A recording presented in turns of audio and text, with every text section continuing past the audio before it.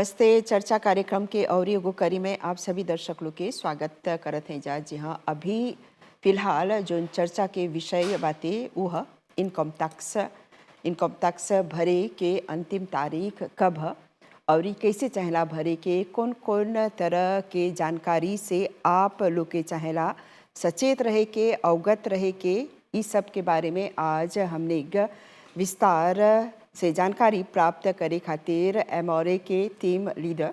Doctor Rakesh टेका जी के आमंत्रित करी है जा। नमस्ते उमा जी। हाँ नमस्ते जी। जैसे हमने जानत है जा कि ई इनकम टैक्स के फॉर्म भरे के जब समय आवेला, खासकर ई सितंबर अक्टूबर के महीना, तो बहुत से आदमी लोग के दिमाग में सवाल बहुत रहेला। तो आपसे बहुत जानकारी प्राप्त करब जा। लेकिन फिलहाल सबसे पहला हमने के बुझा कि डेडलाइन कब है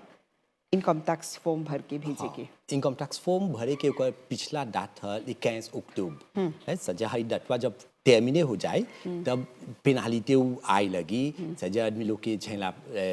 नन सबमिशन रिटर्न जे नई डट सबमिट कर ले बाटे तो ओकर पेनाल्टी है, जे पेमेंट रही तो ओकर दूसर पेनाल्टी है। तो ताले जब सकब से डिटाई में ओकर में आई। हाँ तो अभी खातिर जोन बोलती जोन इंडिविजुअल बस अभी कहते हैं इंडिविजुअल इनकम टैक्स रिटर्न सजा एगो इंडिविजुअल सकी रहे हमनी ऐसा जोन आदमी लोग काम करेला एगो कंपनी में, गवर्नमेंट में, उबिया नपुर कोनो इंस्टीट्यूशन में, उबिया सकी एगो इंडिविजुअल जोन एगो सेल्फ एम्प्लॉयड बोइला सजा ओकर प्रोप कोर्ट में काम करेला। सगी एगो मौसम रहे, सकी एगो बुचिके रहे, सजा है एगो इंडिविजुअल है। सजा ई लोग के छला ओब्लिगाटोरमेंट रिटर्न भरे के avant 15 अक्टूबर। हाँ, यानी जेकरा एगो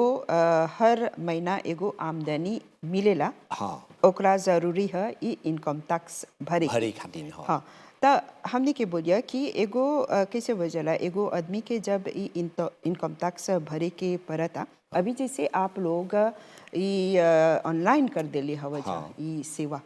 हाँ, और ई जैसे जा परी जब हमने देखी ला जा लिखों में जब ई फॉर्म भरत है जा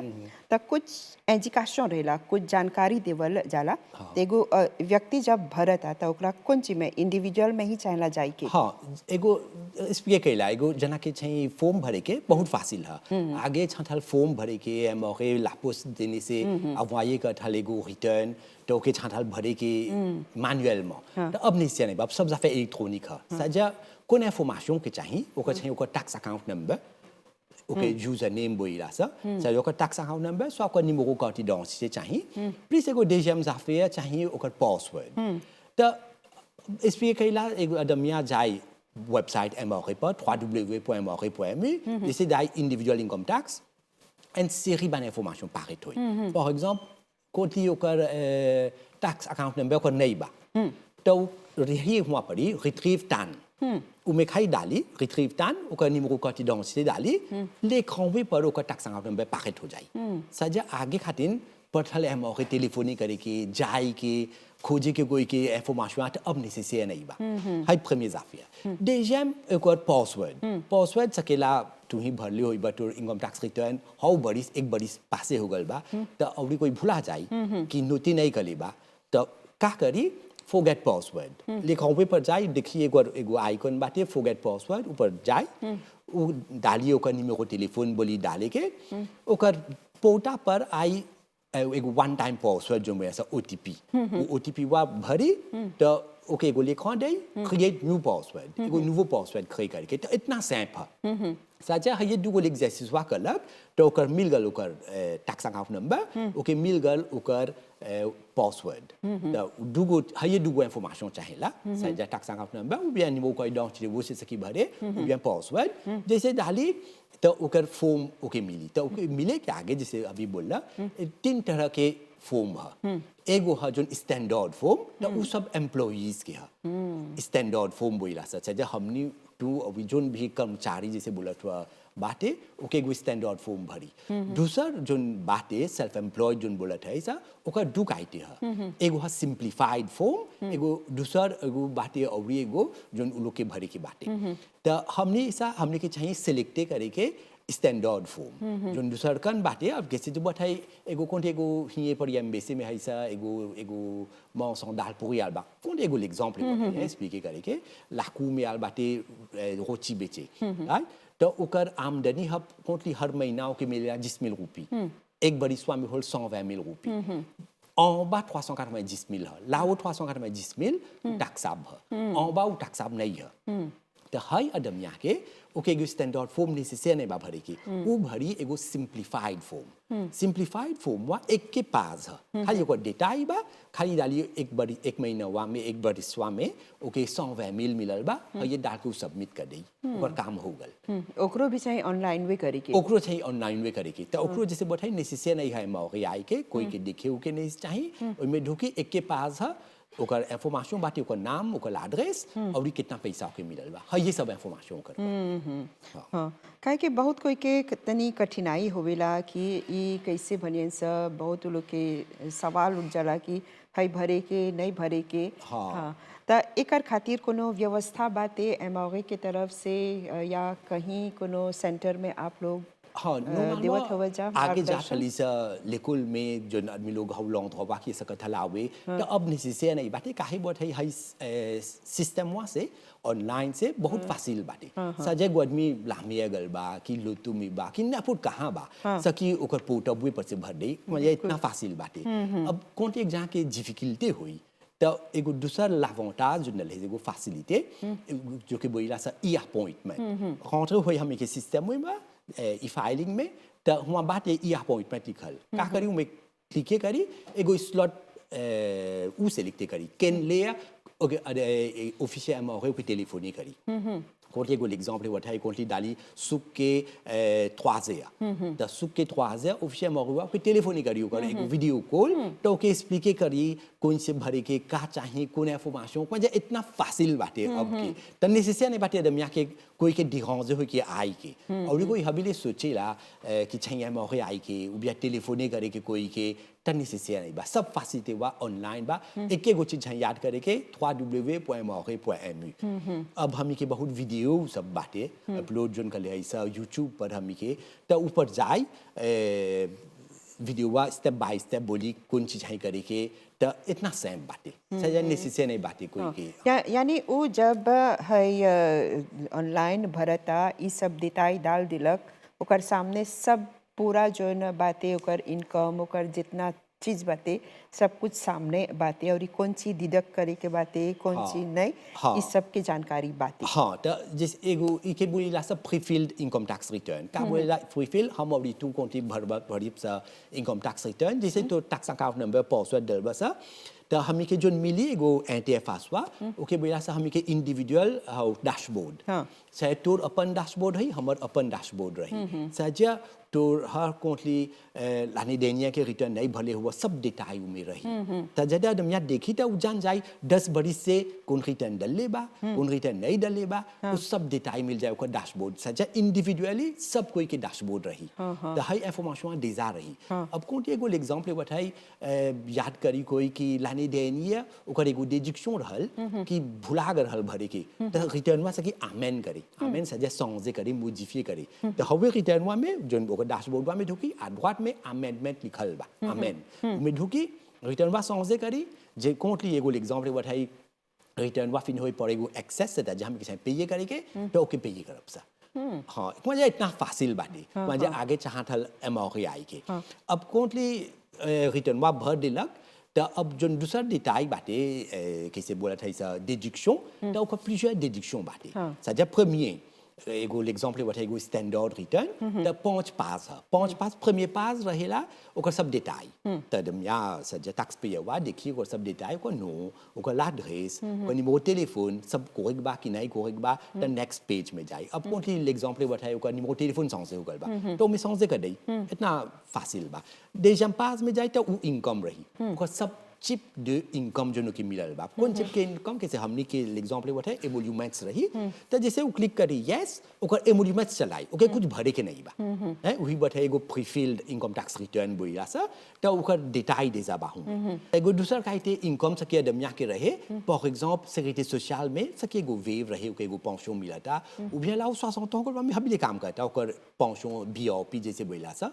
उहु मिलता तो उहु जब कोशिश करी हुआ पर यस तब चलाई ऑटोमेटिक अब सकी आदमिया के दूसर काइते इनकम रहे फॉर एग्जांपल एगो प्लांटेशन करता या दूसर काइते काम करता जो और इनकम मिलता तो उहु डाली हाँ तो उ सब है सब काइते इनकम के छिंडाली के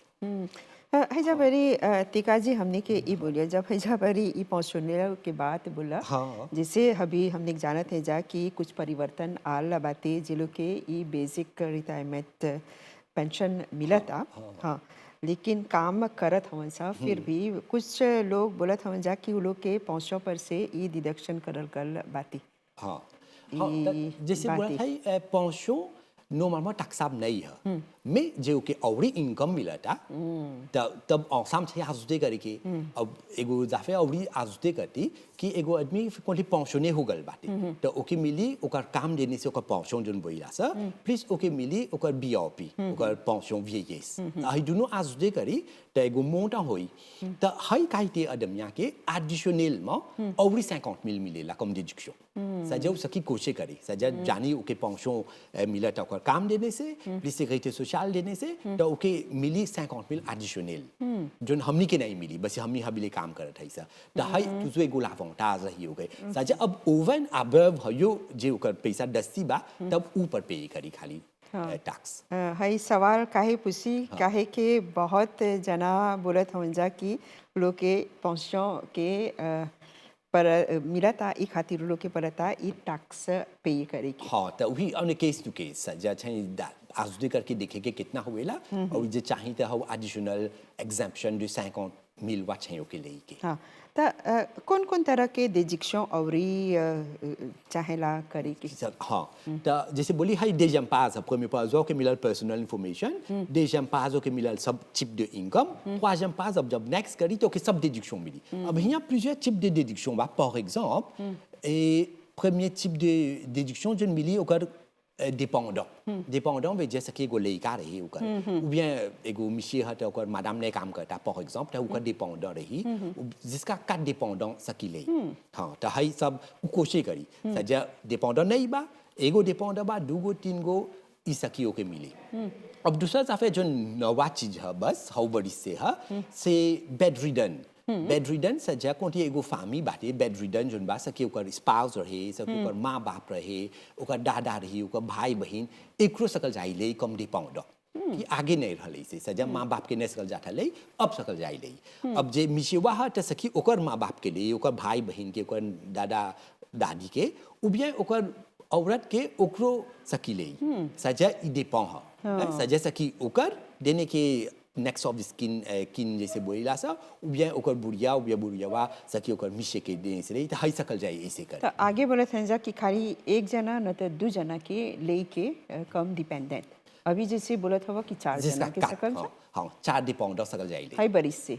नहीं हाउ बड़ी से बातें होल एक दो बड़ी से मिसमा हाई 4 डिपेंडेंट मैक्सिमम है सकल जाए यानी वो व्यक्ति जेकरा हमने डिपेंडेंट लेवत है जा एगो वृद्ध के लेवत है जा या कोनो भाई बहन के लेवत है जा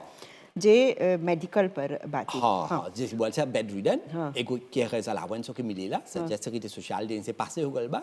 तो उसन काम में सकल जाए लई अब एगो एग्जांपल अभी लेती एगो कोन एगो कूप है ओकर 4 गो लइका बा एगो एग्जांपल बताइए कोटली लइका लियन सा dépendance सब on va 18 ans l'école जालन सा त न सकियन सा मैडम मिशे des enfants divisés करे उ नहीं सकल जाए सजा जे मिशे वा ले d'après ओकर लापे ओके देखि दसी बाते payer करे के त सकी tous les 4 enfants ले mes enfants नहीं सकल जाए diviser करे ओके ई इम्पोर्टेंट हां जाने के हां हां हैजा परी ई भी सवाल बाते कि जैसे हैजा परी एगो लइका जोन पढ़ता यूनिवर्सिटी जाता हां हां एगो लड़का जब यूनिवर्सिटी जाता वो डिपेंडेंट हो जाला कोनो उम्र के बातें यानी अबव 18 18 के après वो लड़का अब यूनिवर्सिटी जाता हाँ तो ओकरा डिपेंडेंट लेवल जाए सकल जाए लेवे में चाहिए différentes conditions बा par exemple बाटे ओके चाहिए एगो फुल टाइम एजुकेशन में फुल टाइम एजुकेशन सजा पार्ट टाइम के नहीं सकी सजा जे पार्ट टाइम सकी एजुकेशन करता में en même temps काम करता तो उ नहीं सकल जाए mais जे गत है सा फुल time dépend c'est-à-dire quand l'université Maurice जाता है l'université Maurice mais l'université Maurice fait comment dire undergraduate करता तो जानी रहा सकी l'université publique जो बा Maurice में तो gratuit है c'est-à-dire नहीं पे गई तो ओके नहीं मिली d'éducation बा खाली जो प्राइवेट बा c'est-à-dire l'exemple बताए Middlesex University जाता Charles Telfair जाता कौन parents वहाँ ओके पे करता कौन l'université वहाँ के पे करता 200,000 तो ओके 500,000 d'éducation सकी ले हाई कावा में सजा यूनिवर्सिटी लोकल अब जे कौन यूनिवर्सिटी देओ जाता या पर कौन यूनिवर्सिटी देओ में पेये करता सजा स्पॉन्सर नहीं होल सजा कौन को लोरिया गल टोके नहीं मिली है बस नहीं तो डूब पेमा हो जाए तो ई हाई कावा में पाखवा पे करता को दूसरा यूनिवर्सिटी तो उकरो मिली 500,000 यानी जे दुगो लड़का यूनिवर्सिटी करता है दोनों के सकी उद्देश्य करे हाँ ओके हाँ और एगो अगर सकबा स्पष्टीकरण दे मान ला एगो लड़का अपन ग्रेजुएशन ले पढ़लक 20 में को एगो काम मिल गल कुछ महीना काम करलक हाँ तो ओकर लापे जो है वो मैक्सिमम नहीं बा एगो मिनिमम लापे ही बाते लेकिन वो बीच में अपन ई कैसे बजा अपन लिचित के अपन काम छोड़ के लिचित करी गल हाँ तो कबो कबो ई भी दिखल गल बाते कि ओकरा भेजल गल बाते ओकर एमोल्यूमेंट्स हाँ तो हैजा परी कैसे ओके कैसे फॉर्मा भाई हाँ तो कोई पाहवा जैसे बात है 3 बरिस लेकवा फुल टाइम एजुकेशन में हलो के लिए कम डिपेंड quatrième लाने गल एगो स्टार्स में ou bien एगो पार्ट टाइम जॉब करलक तो जे पार्ट टाइम जॉब वा प्लस की 110,000 ओके मिलल तो उ नहीं सके ओके डिपेंड ले 110,000 यानी एक बरिसवा में जहाँ लाने कैसे अभी फॉर्म भरत है सा l'année période 1er juillet 2024 jusqu'à 30 juin 2025 high période wa में तो कौन high période wa में लेकवा के प्लस की 110,000 मिलल तो पाहवा के नहीं सकी mais j'ai 5 कौन moins की 110,000 के मिलल 109,000 रुपये तो सकी ले के as dependent mais high 109,000 वा डिक्लेयर करी ओकर रिटर्न में अरे हैजा परी जैसे ई है समस्यावा पर जैसे आप बोला और एगो लड़का अगर ओकरा कैसे लोरिया हा ओके नहीं मिलल ओके दिजा पे करल जाता हाँ कोई के लाबूस मिल जाला लोग जानन सा है जो परी नहीं पे नहीं सकी ले है एजुकेशन हाँ तमान ने एगो माता पिता जोन बाते अपन लड़का के गमें लाबूस मिल गल बाते उगल बा बाहर पढ़े तो ओकरा ले बाते डिपेंडेंट हाउ 500 मिलवा दीजिए कर देले बाते अपन तो नेक्स्ट अगर भरी अगला फॉर्म तो एमओए की तरफ से सवाल उठेला तो परी पे ये करे कि तो जोन सकी करे कौन कोई ऐसा एगो एरिया कर दिली होई तो जैसे बोली फिर से जाए ओकर रिटर्न में ओकर यूजर नेम ओकर टैक्स अकाउंट नंबर लेके और ओकर पासवर्ड तो ओकर डैशबोर्ड बा जैसे बैठली उ में जाई तो रिटर्न में ढुक के कोई अमेंड करी सजे सॉन्ग से सकी कर देई सकी करी अगर उ नहीं करी हो जाता हाँ नहीं सकी कहते सकी आई एमओए हम लगे ब्यूरो में आई तो हम के ऑफिशियल लोग वहाँ बोली तो के सकियन से सॉन्ग से कर देई और l'assurance के जैसे मेडिकल हम बात करते हैं जा एगो व्यक्ति जोन बाते 1 साल पे करलक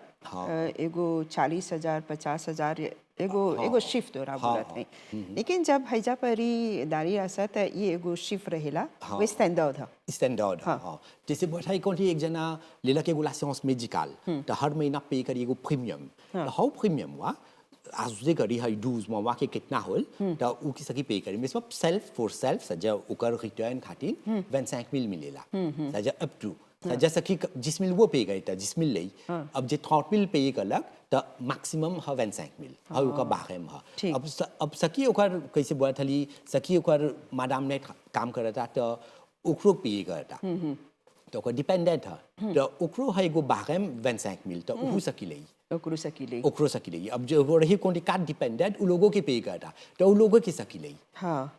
और हैजा परी देखा थे जा हवे फॉर्मवा में लिखी रह जा कि अगर लोन ले बाती एगो व्यक्ति हाउसिंग लोन ले बाती हाँ तो ई हाउसिंग लोन वा के लेके थोड़ा सन प्रश्न उठ जाला हाँ तो हाई कैसे काम करेला जैसे बोला सा interest relief on secured housing loan तो नमवे जैसे बोला प्रीमियर हाउसिंग लोन चाहिए रहेगी और कोई सके को हाउसिंग लोन ले रेनोवेशन करेगी तो वो के नहीं मिली बस जोन बोला से दुगो condition बाटे प्रीमियर चाहिए फर्स्ट टाइम हाउस सजे को लोन ले ली प्रीमियर हम घर स्वा किने के स्वा बनाई के तो वो काम में हमके मिली अब एगो एग्जांपल बताई कौन हम डिजायर हिला हमारे एगो नीचे के एगो घर बा तो अब एगो लोन ले ली हाउसिंग लोन में हा में लाखों प्रीमियर ताज डाले के तो हमके नहीं मिली बस एट द टाइम्स की है घर वाला हो बनावट है तो हम डिजा प्रोप्रिएटर रही नीचे की हमके हाई सिचुएशन में नहीं मिली bien एगो दूसरा सिचुएशन रेनोवेशन का था अब तनी टूर के तनी दसी जोली का था तो रेनोवेशन होई तो नहीं मिली काम में हमके हाँ त कोई जोन बाते एगो घर बाते एगो दूसर घर लेवता लोन लेके जाता है आवेला हाँ तो इसी सिचुएशन में नहीं मिली लोग के ठीक ठीक फर्स्ट टाइम हाउस त मान ला एगो आदमी जोन बाते वो नहीं देलक अपन फॉर्म जब भरलक वो बोलक कि वो लोन ले ले बाते वो घर में डालता त एकर पर कोनो कुछ सवाल उठावल जाला एमाउंट जैसे बोला सर नॉर्मल में है जहाँ प्लस लोन वाले ले बा कोई ये गुलाब बैंक एसबीएम एग्जांपल बता है तो वो हमें के आवई का एक सर्टिफिकेट ओका सर्टिफिकेट कितना लोन है यदमिया के ओके मिलल बाटी तो वो जब भरी ओका डेटा वो सब डाली तो हमें के सिस्टम है ऑटोमेटिक में ऑटो वेरीफाई करी से जब वेरीफाई करी है मैचिंग करी है ला बैंक वासे कौन मोटा डाले बा तो खातिन जोन बोलती सा जोन टैक्स पे लोग फॉर्म भरी तो जोन मोटा ओका सर्टिफिकेट में बा वही मोटा डाली वही को सब डेटा बस हमें के सिस्टम ऑटोमेटिक में वेरीफाई कर दे यानी कोनो गलत कैसे बड़ी जा देताई हो जा परी जब भरी तक मजा ऑफिशियल वन ओके बस क्वेरी करी तो ओके सकी इंफॉर्मेशन और मांगे हाँ तो ये भी हो ही सकेला कि जहाँ काम करता हो जा परी से सब देताई मिल जाला हाँ सब देताई यानी अगर कोनो गलत तरीका से फॉर्म भी भरल कर बाती तो आप लोग के पता चल जाला पता चल जाए हाँ बस जब सिस्टम में ऑटो वेरीफाई करी और फिर कोई हुआ इंडिविजुअल में मैनुअल में नहीं चेक करी मैं सिस्टम में अपने से कर देवेला सच जब एमोल्यूमेंट देने से हाँ वो जान जाए कितना पैसा ओके मिलल बा और जे लोन पे करता तो वो का सर्टिफिकेट बा लाभों देजा हम के विदा कर ले बा तो है एकदम जब भरी ओकर निमे हो तो हम के सिस्टम खोज ले हाँ और एगो बात सोलह के लेके हाँ सोलह के एगो जोली प्रोजे है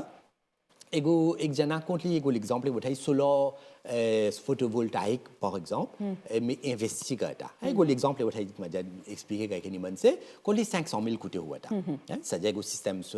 फोटोवोल्टाइक अलग 500 मिल कुटे होल पे करता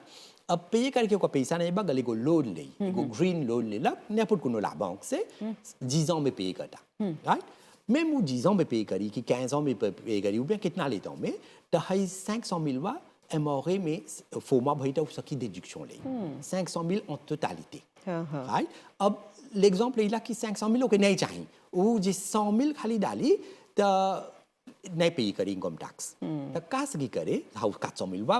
पेजी हो जाए देखो फासों तो है एगो सिस्टम है कि सकी काफी फॉरवर्ड करे सजा डाउन दूसर बड़ी जो ना होता 400 मिलवा ले अब बोली आवत बड़ी जब 400 मिलवा ले लग तो उतना ओके नहीं चाहिए ओके चाहिए 200 मिल और ही रह गल 200 मिलवा काफी फॉरवर्ड कई ट्वाजम लाने में तो ऐसे कर ले जाए जब ले हाई मोटवा नेट इफुइजे हो जाए तो है एगो लावांटाज है सजा मेम सोलो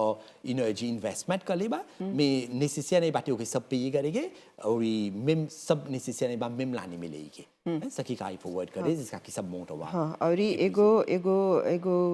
आदमी लगे अगर किसी वजह हैजा परी दिखे जा कि जोन सेवंत बाते एम्प्लॉय कले हमन सा ओकरो भी एगो डिडक्शन रही हाँ कोटी एक जना अभी कोई के लगे एगो बन रहेला जो एगो जाओ जिनिए ou bien même एगो केयर राइट सजा ओके बोइला सा कि एगो केयर रहे ou bien एगो हाउस होल्ड एम्प्लॉई ओके बोइला सा तो अप टू 30 मिल सकी डिडक्शन ले